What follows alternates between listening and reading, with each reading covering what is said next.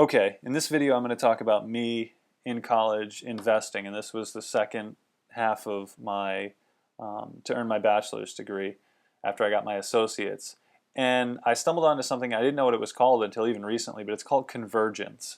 And it's where everything comes together and makes sense and clicks. And I'm going to do this map a little differently, but it was built on a big idea, which was travel. My goal was to travel. Secondary goals were to do well, to get a degree, all those things. My first one was to travel while I was in college. That was what I built my education around. So what I did, and I didn't have enough money, so it forced me, it seriously forced me. I had to win a scholarship, and I had to win multiple scholarships because I did not know how I was going to win. So the beauty of this, when you make a big goal and a big decision of travel, even when you don't have the money, is that it locks you in and it creates a focus. And that's what I had to do. Was I had to make sure that I was super focused on the goal, and I had to eliminate things that weren't getting me into this vein.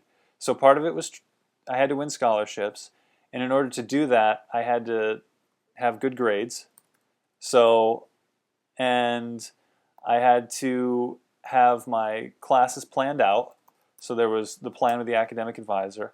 I had to keep on top of my finances and know exactly how everything worked and work with my advisors. That's one thing that I think most students fall on, is that either their parents take care of it or they're just fine with waiting and seeing how things go. So that's a big thing that you really need to educate yourself on, is the financial side. But I knew how all my financial stuff fit in. And I had done quite a bit of research on what I needed, and this was an ongoing, continuous process. I was investing the entire time. I was not spending time on all of this. I was investing, because what all this was going to do was lead me right back to my travel in a year. And that's how long I had to plan. I took that year and did everything that I needed to do in order to get me to which ended up being Ecuador. And I also worked very hard. I had a job where I worked with kindergarten, first and second graders, kids who were at risk for reading. It was 10 hours a week. But that worked into my overall goal, which was Spanish education. At the time, I ended up only graduating with a Spanish degree because I decided that I didn't want to teach Spanish. But it's not SPA education, it's Spanish education. But that job gave me time in a school.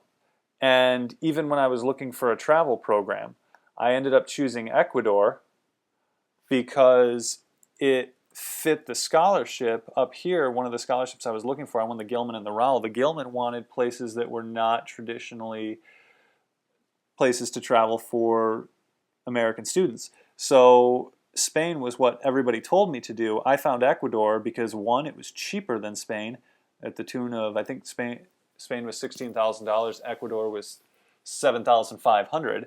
So Ecuador was cheaper. It was better for the scholarship, and then the other one was playing rugby, which connected with the scholarship up here that put me as a top list candidate. If there hadn't been a scholarship for it, I can tell you I wouldn't have played, because I would have looked at that as just spending time. It would have been outside the focus of what I needed to do, and I wouldn't have pushed in that direction, because I would have looked at it like a lot of people said, where it's a dangerous sport and that's just a waste of time. But they didn't see how everything worked together to push to my travel. And that's what you've got to look at. And there's other outside things like friends and family that you still need to stay connected with and doing things. But you can work all of these things into one singular goal that's investing your time, not spending it. And there's a lot of hard work in both. There's a lot of hard work in spending time, but there's also a lot of hard work in investing. And the difference is just cleverly looking for the areas that you can do things in.